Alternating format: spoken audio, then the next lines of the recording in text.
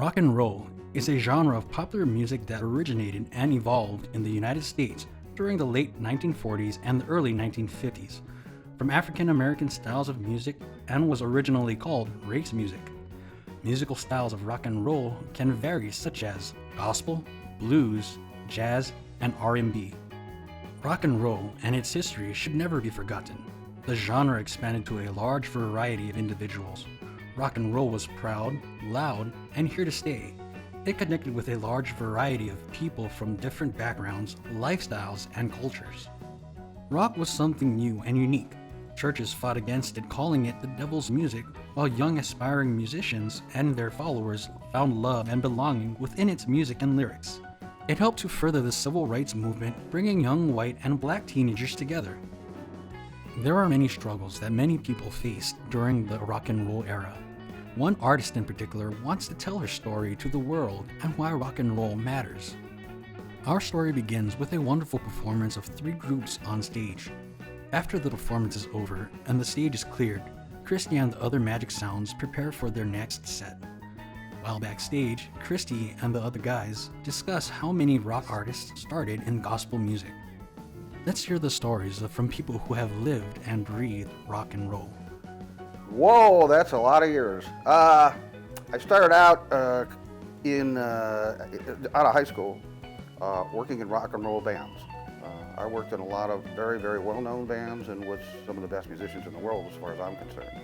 And so I was actually on stage traveling around the country during that time of the late 70s and early 80s, which was a great time to be around for rock and roll. In addition to that, I moved on into, because of that experience and my knowledge base in that, I also moved into radio. And ironically, my very first gig was working at the #1 radio station in the St. Louis area, which is a top 20, I think, market, which is quite an achievement. So I was really in the middle of all of it. It takes a lot of work to pull off a production with so much history involved. It takes a creative mind to pull off the set design and choose the right colors. The goal of the play is to create a sense of peace and put the audience in the era of rock and roll. Here we will talk to Amanda Farrar. Much of the direction that I got on the themes, it came from Kristy Love Brooks. She shared her vision with us, the design team, and talked about the significance of the night sky within the production, and we incorporated that into the themes.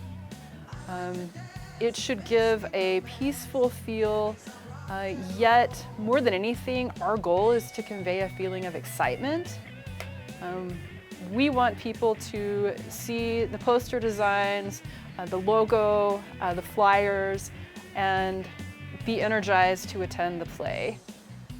So that becomes a big part of our feel. Dr. Kristy Brooks teaches a class on the history of rock and roll.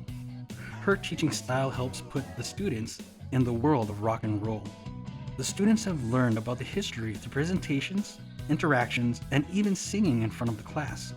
Here are a few words from some of her students and what they have learned. I learned that music can cure a lot of things and cause a lot of problems. And depending on how the artists portray themselves is entirely on them and how they handle fame. I know more of the roots of rock and roll. I felt that I knew enough to hold the conversation, but I didn't know the ins and outs of, how rock and roll started, the history of Johnny Cash, Little Richard, this, that, and the third of each famous artist, Pat Boone and all the like that. So learning about the history in detail is really refreshing, and I enjoy it.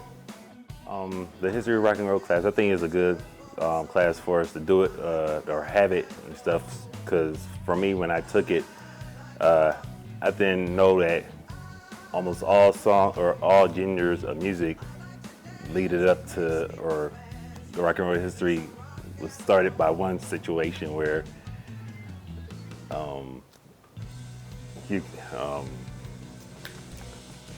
where it started as blues or somewhat, when it ended up to being Elvis Presley, the Pointer Sisters, and then to rock and roll, then to Nevada, then to hip hop. It just pretty much everything all started off way back in the day as in rock and roll, which people pretty much it repeats itself. The production will have a lot of technical details to work out before the crowds start rolling in. Scott Hull is a technical director with years of experience, explaining how much dedication, time, and energy goes into making Kristy's vision come to life. I plan on staying informed. I plan on making sure if any changes are made or any iterations to the plays are made that I stay informed of those. I plan on being on every rehearsal, every reading. I plan on finding out, if there's any type of technical, difficulties with what we have planned within the particular black box that we're working in. Again, within that range, I plan on staying organized in the digital realm. That's usually what I use anyways for my format and platform. Technology is constantly changing, so rock and roll must do the same. Adding electric guitars, amps, and microphones helped increase the volume of the music. Musicians were able to add more meaning to the lyrics, and fans responded by purchasing albums at a record pace. Over time, the music changed its tone. From the smooth, casual swing of the 1940s to the rebellious undertones of the 60s, bands like Led Zeppelin in the 70s paved the way for the alternative bands in the 90s, such as Nirvana and Pearl Jam. Now that we have heard about the technical and artistic directions of the music, we will dive into the historical aspect of the play. Dave Andrews, another instructor at the Art Institute, was traveling around the country when rock music was expanding. Most of the music in the 60s was a protest to the Vietnam War. It was relatable and helped spread awareness about what was going on in the world. Since then, music has become a platform for artists to inform their fans about world events. Rock and roll is always evolving. It's representative of history. If you go to the Rock and Roll Hall of Fame, which I highly suggest, it's a remarkable place, you're not just going to see the history of music, you're going to see the history of people and a history of what was going on at the time. In the late 60s, rock and roll changed, and most of it had to do with the war in Vietnam. It's a true reflection of what's happening in the world at the time, and rock and roll is an art form. So art is a way for us to express ourselves, and there's probably no better way to do it, because music not only expresses what's going on, but it expresses the emotional time. And when you listen to that type of music back then that was being played, you can feel what was going on at the time that these songs were written. Directing is one of the most important roles of a production. It is our vision that is portrayed on stage or on screen. The director of this production is Jackman. He has worked on a number of projects that have challenged him mentally and physically, with deadlines being the main obstacle. As Dr. Brooks' director, he has helped with the early process of scripting and balancing the dynamics in a smooth way for the audience to understand. Well, we're in the very early phases of the script development in terms of shaping it up to make it ready for rehearsal. So that has been my primary focus at this point, is helping Dr. Brooks with that process in shaping it up. And most specifically, we've been working on the balance between the dialogue and much of the very factual information that is within the story. As for Dr. Brooks, she has been involved in music for years. In 2014, she was awarded the Las Vegas Rock and Soul Hall of Fame Award. In 2018, she was inducted into the Las Vegas Entertainers Hall of Fame.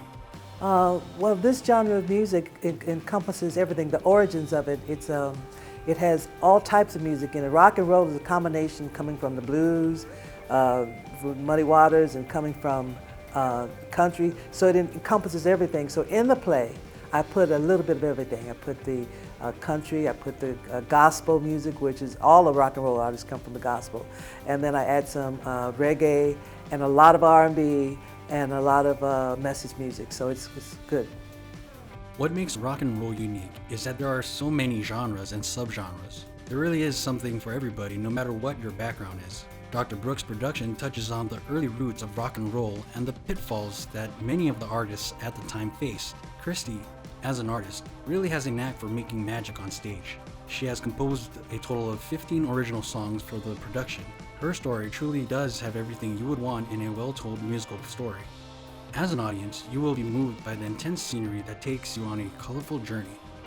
In addition to the history, and since it is my life story, I talk about the struggles that it's everybody's life story. We all strive to have better careers, and then you have those setbacks. We all strive to have love, and then something comes around and turns that around, and you lose a love, or you try again, and then something sets you back. Well, her struggles are a symbol of a system of obstacles that keep getting in the way, and how she overcomes and keeps going and has faith in it anyway. And that's really everybody's life story. That's why people will identify with the play when they see it. You know, what's really good about it is I have great people who come here. Like I said, the director, Ken Jackman, and then I have my musical director, who is Felton Pilot, and then of course our teacher directors, Scott Hull, who is coming as technical director, and Ferreira, Amanda Ferreira, she is the art director. So people have come together in such a way to make this happen. And knowing that it's going to be up finally after working it for 2 years, and it's going to be held around Martin Luther King Day, January 2020, the weekend of 18 and 19. And to know that all of these things are coming to fruition is exciting. It's really exciting. And to see that again, one of the obstacles that in my life I've had to overcome and to keep going, and I've achieved. So, I want to thank everybody for coming. And I have this wonderful crew, my film crew from my directing class, that has been so great. I tell you, to know that they have participated in the way they have has been an awesome way, to know that support. So I thank everybody.